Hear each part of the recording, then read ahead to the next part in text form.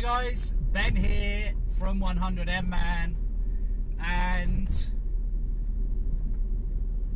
there are no days to no events at the moment, but in 8 days time I'm going to be letting you know what my countdown is, what my plans are, what I'm looking to go out and achieve next. So deliberately I've kept off the videos. I've been working incredibly long hours, 12 to 15 hour days, working on some bits and pieces, putting the systems in place for a new coaching program that I have put together. Those of you that have followed me before will know that I did 100 days to Ironman.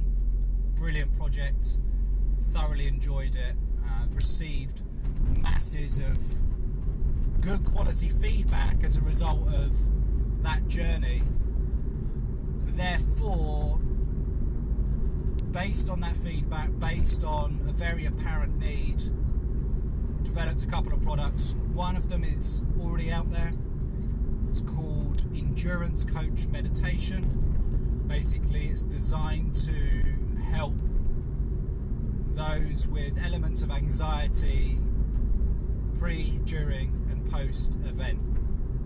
Now it is specifically targeted to endurance, however there are elements that are going to help people on shorter distances or single sport events, so not necessarily just for the tri-sport world. I had someone on a group just ask me what qualifies me to deliver such material. I mean, ultimately I've only done one triathlon in a nutshell, and that's a very good question. It's a valid point. Well, I'm not offering coaching advice based on performance in the physical, nutritional sense. It's not my area of expertise. I don't pretend to know everything. There are more qualified and better experienced individuals out there. As I've said all along, if you want someone to get you a sub 9 hour Ironman, then go and speak to someone that has achieved it, or even better, go and speak to their coach. Interesting concept, isn't it? Go and speak to the coach of the people that are doing it. Don't go and speak to the individual that's achieving it. So, for me, where my expertise lie and where I've done particularly well in the future is in the mindful aspects of performance coaching. That is the limitations of my strengths. I do have other strengths, but as I said, there's more suitably qualified individuals out there. So, you're looking for someone to assist in the mindful release of limiting beliefs, in stress reduction, in unlocking that edge or that potential that is locked deep within the subconscious. Usually it's the 5% at the end, so it's not the majority, it's the last little bit, and it usually is the last little bit that most people don't consider or avoid considering because they believe they can do it on their own. It's usually those people that come to me a bit too late, or when the best opportunities have been lost. However, I'm digressing. So, a couple of good products that are out at the moment. As I said, it's that. I've got a few t-shirts which are going to be available. They're going to be limited editions for both the meditation coach and the 100N Man. So they're just being worked on at the moment. They'll be finished relatively soon. And then I start in 9 days time the next 100-day journey. So I'm really stoked about that. I've got a couple more meetings this week with regards to opportunities which are going to interlink, so that's also very, very cool. I haven't done any physical exercise since the Ironman, apart from one swim which was on the Tuesday after. Not lifted a dumbbell, I've not run, I've not done anything bar walking the dogs else. So it's going to be good for the body, good for the mind, and good to get back out doing something productive. Which leads me on to, I'm working with a couple of clients at the moment, and one is transition from my other business into the 100M Man brand or concept. They've taken the shift across. They're an athlete, and she was talking to me yesterday about the limiter. Now, for me, I've always had the attitude,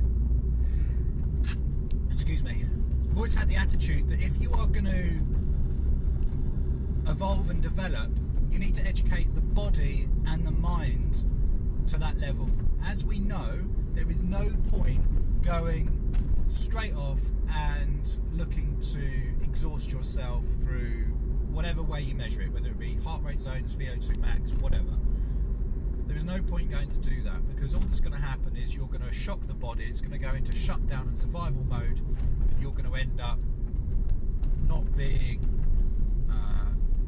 as productive as you potentially can. Also, you increase injury.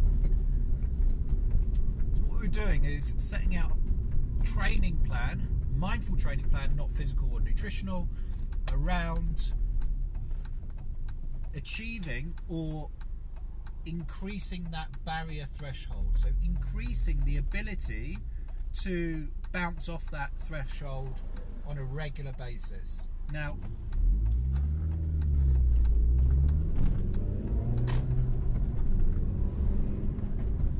like physical activity, if you're training in heart rate zones, for example, and you're training heart rate zones 2 to 3, what you'll notice is your heart rate zones will remain the same, but you'll achieve a either quicker pace or a faster time if you're measuring it by distance. The same can be said with the mindful agility and the ability to go out and do something or achieve something like an endurance event. So what you do is you train the brain, you train the mind and the body being one, not two, to bounce off the limiters, and then you back off. So you're slowly educating the mind that after reaching that limit, that you are going to actually take an element of rest and come back to something that's suitable. Now what's going to happen is that baseline is actually going to increase slowly over time and increase your confidence to bounce off that limiter. Now, the person I'm working with at the moment, she competed in a long course event recently. She's very, very good and confident. She's been in the industry or associated with it for an awful long time, and she had a DNF based on the fact that she wasn't educating and she was allowing herself mindfully to bounce off that upper limiter for too long during her training. She was pushing things to the extreme. Not physically, not nutritionally. As far as I'm concerned, they're pretty good. But mindfully, she was exhausting herself. She was fatigued mentally, and as a result, that had a detrimental effect on her performance. So, if you're the athlete that is constantly pushing things to the max, whether it's through travel, whether it's through overcommitment, whether it's through stress, whether it's through financial or an element of anxiety associated with your event or your sport, then there's a need to take action right now, because it will catch up on you. You need to have a plan associated with mindful endurance, not just the physical. And I can't stress this enough in the fact that all three elements need training equally. Not in time, but they need the same amount of attention. I.e., physical, get the best coach for your physical performance. Someone that is already achieving what you want, that's gone through the struggles, and then ask them who their coach is. Yeah? Nutritional coaching, Go to people associated with the specific industry. There is no point going to a triathlete nutritional coach when you're a marathon runner. Two very different things. Have the same baseline understanding, but one will give you different advice to the other. Then, mindful coaches.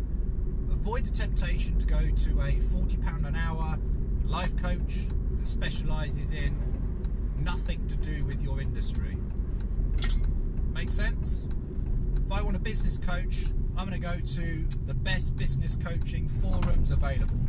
If I want a mindful coach, I'm going to go to someone that practices what they preach and actually follows through and gives you valuable information specific to your sport. It's like going to a nutritionist that is obese. Just wouldn't happen. Yeah? Practice what they preach. Anyway, that's it for this morning. Thanks for tuning in. Please remember to subscribe using the link below. Hit us up on social media and head over to my website, 100nman.com, and sign up to the free resource list that's on there. For now, peace out, be safe.